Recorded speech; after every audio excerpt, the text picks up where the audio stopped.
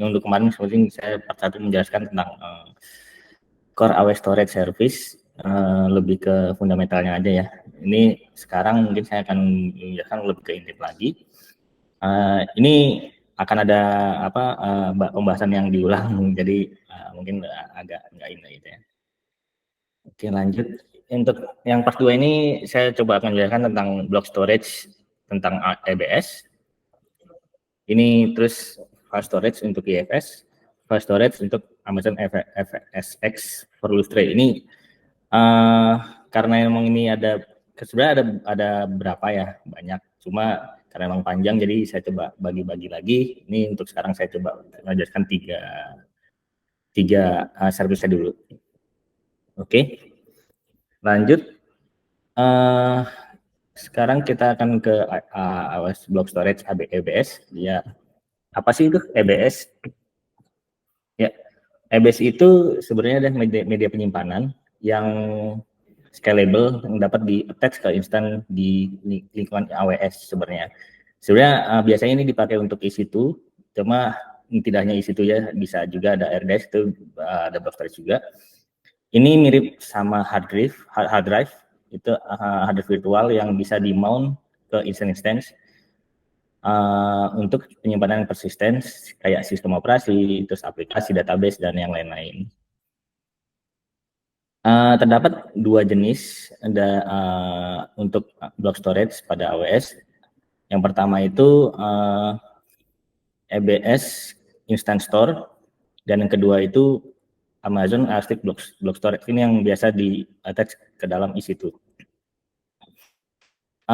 Selain itu juga sebenarnya untuk ada FSx untuk NetApp ONTAP itu juga menggunakan block storage juga.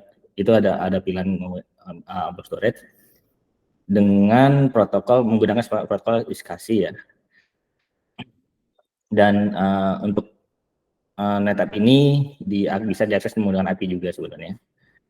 Oke, lanjut. Oke. Instant Store juga menyediakan penyimpanan blok sementara untuk instan pada AWS. Ini mungkin saya juga menjelaskan tentang untuk Instant Store dulu ya, sebelum ke yang block storage. Jadi Instant Store ini menyediakan penyimpanan blok sementara ya untuk instan pada AWS. Penyimpanan ini terletak pada disk yang dipasang secara fisik pada komputer host di mana compute instance tersebut. Jadi ini memang ditempel daripada ke compute instance tersebut. Dan tidak semua jenis-jenis EC2 itu terdapat Instant Store, jadi hanya beberapa saja yang mendukung untuk menggunakan Instant Store ini. Use case-nya penyimpanan sementara yang sering berubah atau yang seperti buffer, cache, temporary file, dan konten-konten yang lainnya.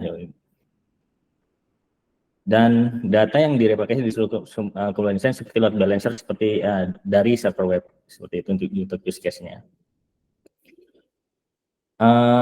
Untuk lifetime-nya sebenarnya lifetime dari Instant Store ini data hanya ada pada saat EC2-nya itu eksis gitu, misalnya dia itu tidak dalam keadaan running seperti itu. Lalu data akan tetap ada walaupun instansinya di restart. Jadi dengan catatan ini di restart ya, bukan di stop dan di start lagi. Namun data ini akan hilang dalam beberapa keadaan seperti disk drive-nya gagal atau rusak. Lalu status instan berhenti atau di stop. Lalu status instannya dihibernasi. Lalu di terminate. Kalau misal untuk beberapa kasus ini nanti untuk datanya akan hilang. Lanjut. Oke, tadi kan udah Instant Store ya. Sekarang ke EBS, Elastic Block Storage. Ini EBS layanan penyimpanan blok yang sangat mudah digunakan dan kinerjanya tinggi sebenarnya. EBS dirancang untuk digunakan dari Amazon EC2 untuk beban kerja yang membutuhkan throughput dan transaksi yang skala apapun.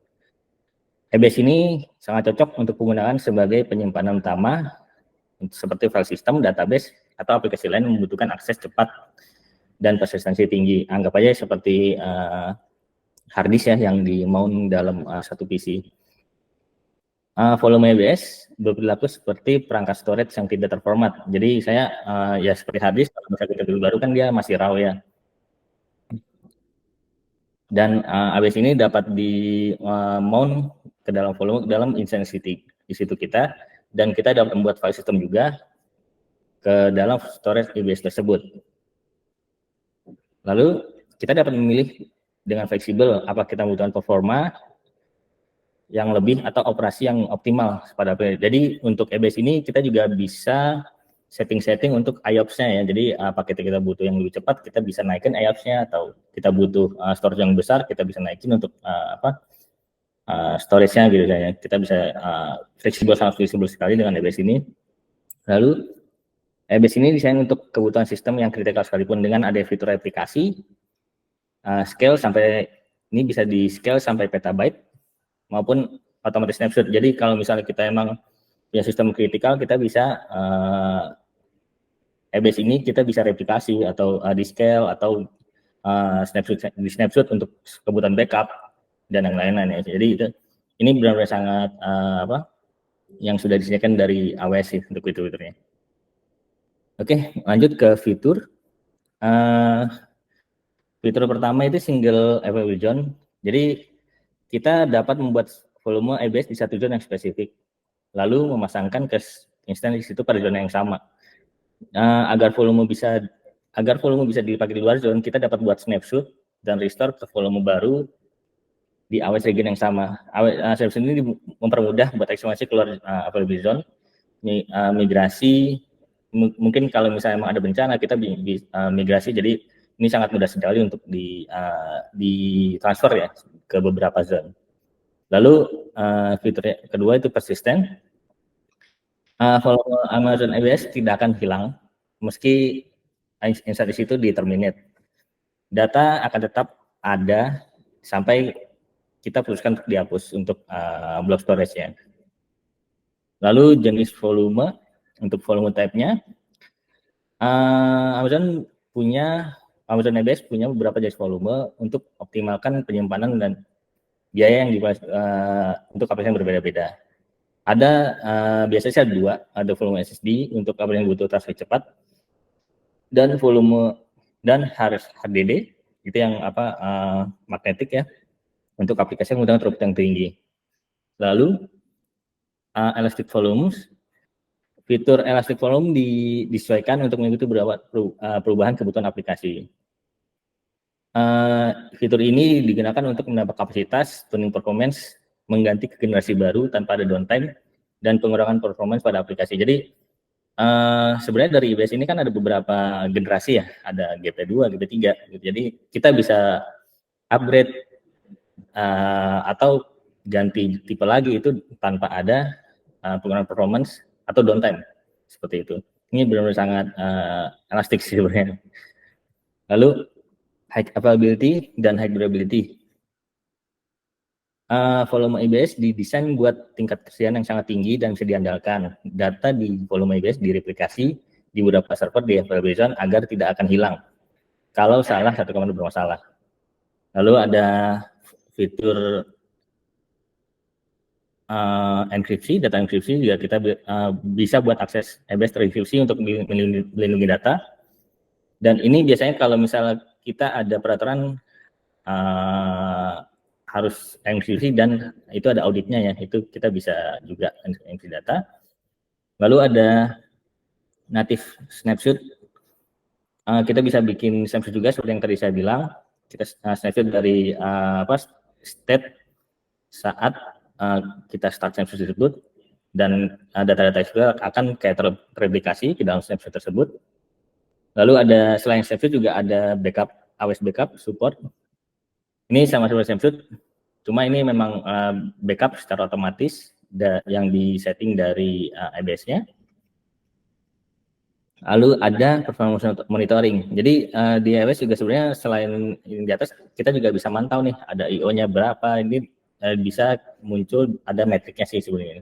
Dan ini biasanya sih memang bisa dilihat dari Amazon CloudWatch itu untuk metrik-metriknya. Oke, lanjut. Oke, EBS mungkin tadi sudah selesai.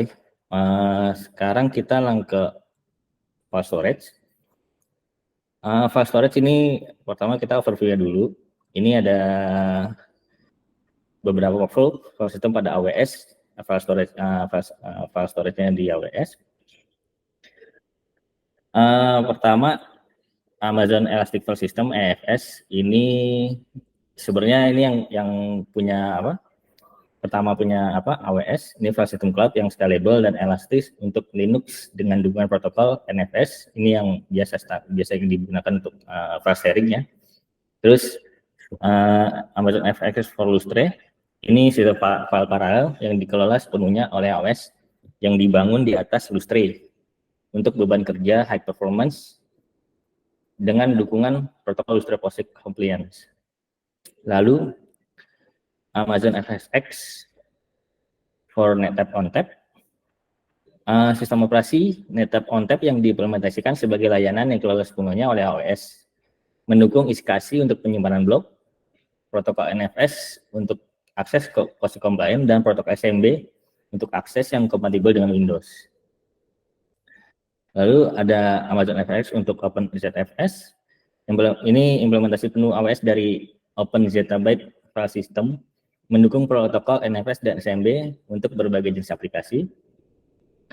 Ada lagi Amazon FSx untuk Windows File Server, sistem file yang dikelola sepenuhnya oleh AWS untuk lingkungan Windows dengan dukungan protokol Server Message Block.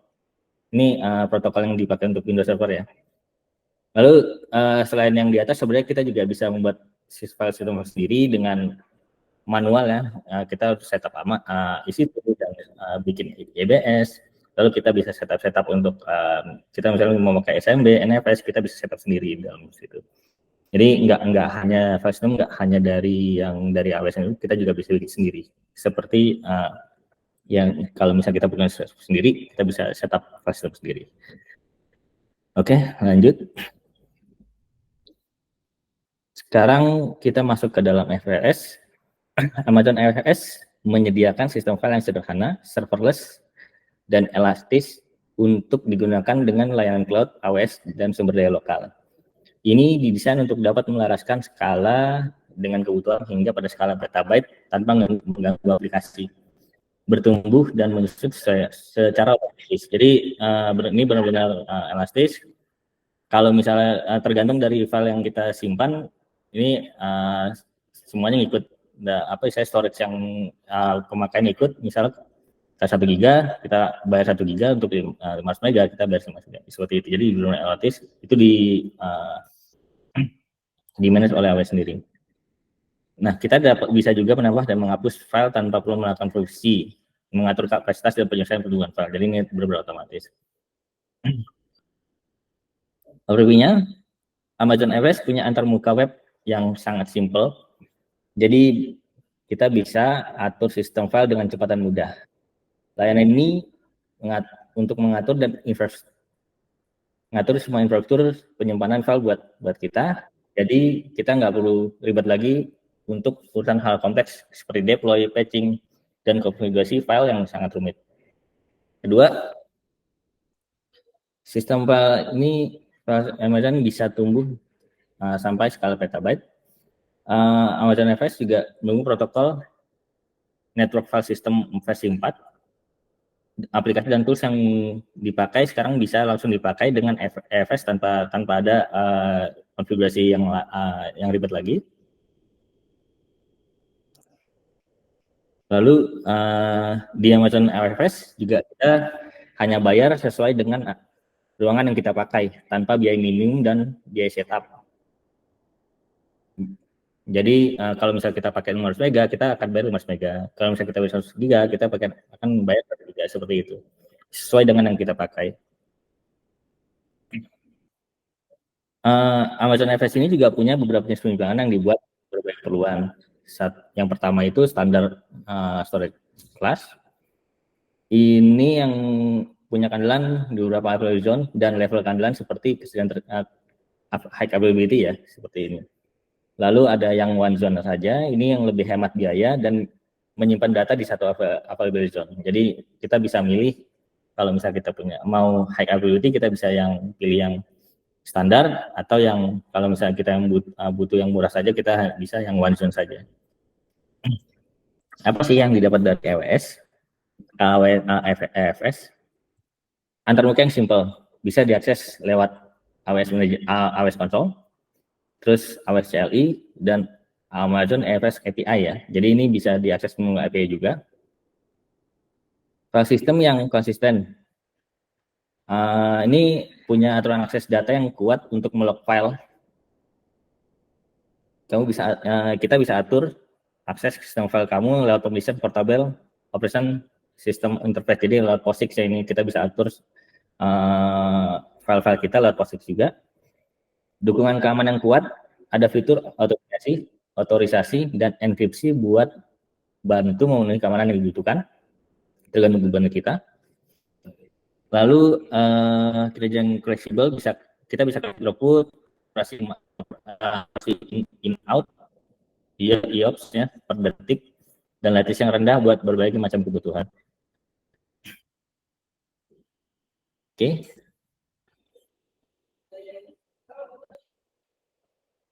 Apa sih fitur-fitur dari Amazon AWS? Pertama itu fully managed. Jadi Amazon AWS ini sepenuhnya dikelola oleh AWS. Desain untuk memudahkan tanpa konfigurasi kepada user. Lalu high availability dirancang dengan tingkat kesediaan yang tinggi dan ketahanan sebesar ya 99,99 ini yang diklaim dari AWS. Setiap objek sistem file Amazon AWS secara default disimpan redundant di beberapa availability zone.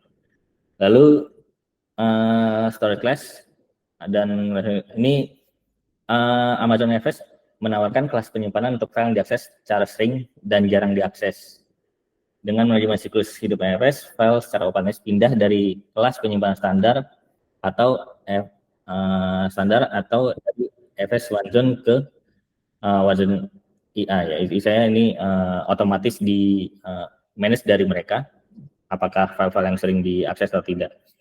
Lalu security, kontrol akses jaring ke sistem file dapat diatur menggunakan Amazon VPC, Security Group ya.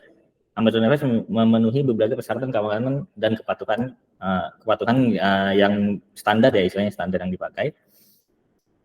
Scalable performance, Amazon AWS didesain untuk menyediakan throughput, IOPS, dan latensi yang rendah untuk berbagai beban kerja. Jadi kita bisa pilih-pilih untuk IOPS, latensi, atau ya tergantung kebutuhan kita.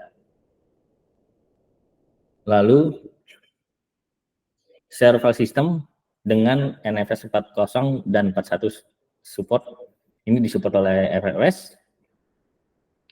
Performance dan throughput, dua mode throughput, bursting dan provision. Mode throughput membantu menentukan throughput yang dapat dicapai oleh sistem file yang kita pakai. Elastic dan scalable, kapasitas penyimpanan mobil AWS bersifat elastik dan dapat membesar dan menyusut secara otomatis sesuai dengan penambahan dan penghapusan file. Ini seperti yang tadi bilang tadi, bisa bertambah bisa berkurang tergantung kebutuhan yang kita pakai. Enkripsi, Amazon AWS menawarkan enkripsi untuk data saat beristirahat dan transit menggunakan AWS KMS dan TLS. Jadi ini ada mode enkripsi yang default dari mereka, ada KMS, atau kita hanya menggunakan TLS saja. Container dan server file storage, ini Amazon AWS dapat berintegrasi dengan layanan komputasi kontainer AWS dan serverless yang memerlukan penyimpanan bersama untuk beban kerja yang sensitif terhadap latensi. Lalu terakhir data transfer dan backup. AWS Data Sync, AWS Backup, dan Transfer Family, ini layanan tambahan yang mendukung transfer data dan manajemen backup dari dan ke Amazon AWS. Jadi itu adalah fitur-fitur yang dari Amazon AWS. Oke, lanjut. Dari AWS kita selesai, kita akan lanjut ke Amazon FSx for Lustre. Layanan penyimpanan ini for Lustre adalah layanan penyimpanan yang dibangun di atas sistem file Lustre yang dikenal karena kinerja tinggi, dan sifatnya sebagai sumber terbuka. Jadi open source ini ya untuk Lustre ini.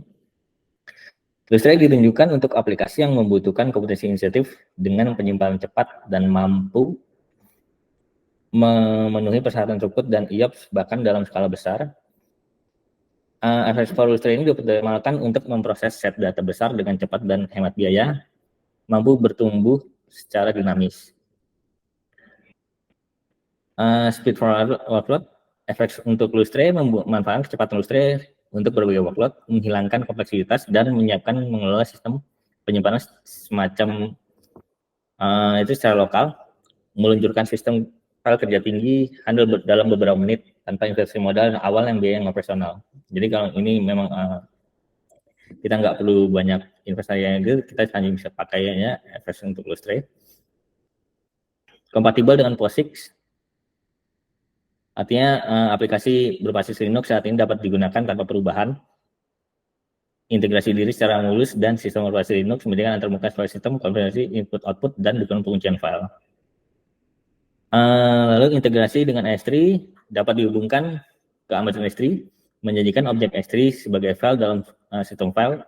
Ini memungkinkan penulisan data yang merubah kembali ke Amazon S3, membuat mudah untuk proses data menggunakan sistem file FSX for Lustre. Terus skalabilitas, kita dapat dengan mudah meningkatkan sumber daya komputasi dari ratusan hingga puluhan ribu inti CPU sesuai kebutuhan komputasi yang tinggi. Jadi ini memang Lustre ini memang untuk kebutuhan yang tinggi ya, kebutuhan tinggi yang memang peruntukannya untuk Lustre ini sih sebenarnya. Lanjut. Lalu fitur-fitur dari FSX untuk for Lustre. Ini high scalability dan untuk performance. Jadi FX for Lustre menggunakan sistem file Lustre yang berjalan secara paralel. Sistem file paralel ini menambah kapasitas penyimpanan serta meningkatkan kinerja seiring dan pertumbuhan. Dengan kapasitas yang dapat menampung ratusan gigabyte per detik serta jutaan IOPS dengan latensi di bawah 1 milidetik. Lalu dengan menggunakan kombinasi teknologi memori besar dan drive penyimpanan untuk menyediakan layanan file sistem Lustre. Untuk beban kerja, memori besar memberikan akses cepat untuk mengoptimalkan kinerja. Dengan FX for Lustre, kita dapat menyambungkan puluhan ribu inti ke sumber CPU penyimpanan secara simultan sesuai dengan kebutuhan aplikasi kita. Jadi memang ini untuk high scalable ya, high and scalable performance dari Lustre ini. Lalu fitur selanjutnya, seamless access to data repository. Jadi FX for Lustre terlihat sebagai drive secara natif untuk instansi Amazon EC2 berbasis Linux dan kontainer Amazon EKS. Integrasi natif ini memungkinkan aplikasi terhubung ke sistem FSX untuk Lustre. Jadi bisa istilahnya kayak create natif lah istilahnya, jadi kayak harddisk sendiri. Lalu FX Lustre integrasi secara natif dengan repositori data Amazon S3 juga. Dan FX Lustre mendukung cloud boosting dari repository data on-premise kita. Kita dapat mengimport dataset langsung dari on-premise ke FX Lustre melalui AWS Direct Connect atau koneksi virtual private network. Jadi ini ada fitur untuk seamless akses ke dari dan ke FX Lustre. Lanjut, fitur selanjutnya simple dan fully managed. Jadi FSX for Lustre ini layanan penyimpanan yang dikelola sepenuhnya oleh AWS. Pengaturan disederhanakan dengan menggunakan AWS Media Console. AWS memprovisikan mengatur server serta volume penyimpanan untuk beban kerja yang kita butuhkan. Lalu server juga dimainkan oleh AWS juga. Dan dengan integrasi natif ke S3, AWS maintain pergerakan data ke atau dari Amazon S3 untuk Anda juga sih. Ini lebih ke benar-benar fully managed dari AWS-nya. Lalu native file system compliant ini FSX mematuhi POSIX ya. Jadi kompatibel dengan POSIX. FSX berfungsi sebagai sistem file pada umumnya pada aplikasi Linux Anda. tidak diperlukan perubahan untuk menyalakan aplikasi secara natif. Jadi bisa bekerja secara natif dari Linux sih sebenarnya. Jadi kita nggak perlu ada perubahan apa-apa, setting apa-apa. Jadi bisa langsung diberikan saja. Oke. Cost optimize. Jadi kita memiliki fleksibilitas untuk memilih antara opsi pemrosesan singkat jangka waktu atau opsi pemrosesan yang lebih persisten. Memungkinkan kita optimalkan pengeluaran secara kebutuhan spesifik. Kita juga memiliki kebiasaan untuk menjalankan sistem file evolutionary menggunakan sistem SSD atau HDD sesuai dengan tuntutan beban kerja yang kita pakai.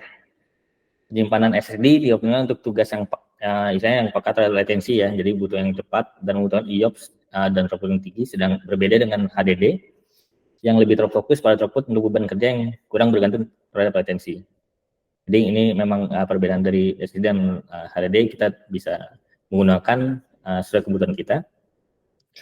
Untuk mengatur pengeluaran penyimpanan data jangka panjang disimpan dalam Amazon S3 yang lebih efisien biaya, penyimpanan on-premise atau dalam sistem FS policy berbasis HDD.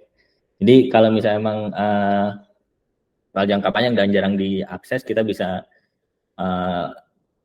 menggunakan S3 yang memang lebih murah untuk penyimpanannya. Kita juga dapat cepat mulai dan menghapus file system dalam hitungan menit. Lalu kita hanya bayar untuk sumber daya yang digunakan sesuai dengan kapasitas penyimpanan untuk menentukan ukuran dataset atau proses penunjang untuk beban kredit. Ini sama seperti FWS ya. Jadi kita hanya bayar yang kita pakai sesuai dengan biasanya besarnya file yang kita simpan. Lalu secure and compliant, data yang diimpor ke dalam FS Volume akan dienkripsi. Demikian pula data Anda dalam buket Amazon S3 dienkripsi untuk perlindungan data kita. Lalu FS Volume juga memenuhi syarat kebutuhan dengan standar keamanan data payment card industri. Ini standar-standar internasionalnya, data security standar. Lalu ada Health Instrument Portable yang lebih HIPAA juga ya. Ini ada standar yang dipakai dari industri ini. Kita juga dapat mengontrol akses ke aplikasi. Kita menggunakan grup keamanan Amazon Virtual Private Cloud. Jadi untuk security kita juga dapat mengontrol menggunakan VPC kita. Lalu kita juga dapat mengontrol akses menggunakan AWS IAM, Identity and Access Management, untuk menetapkan pengguna, user, group, atau peran-peran ya izin akses seperti role gitu. Lalu kita juga dapat memantau dan mengaudit API calls ya, panggilan-panggilan IP, hit API menggunakan AWS CloudTrail. Kita juga dapat menggunakan log ini untuk melakukan audit. Jadi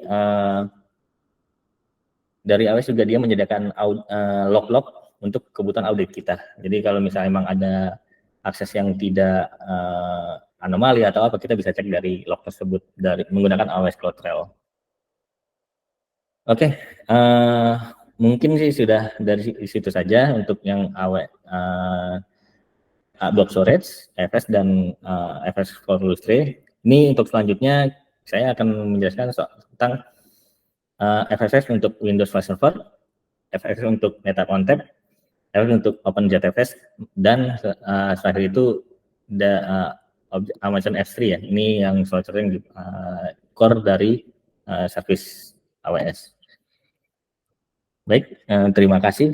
Mungkin kita akan lanjut di sesi selanjutnya.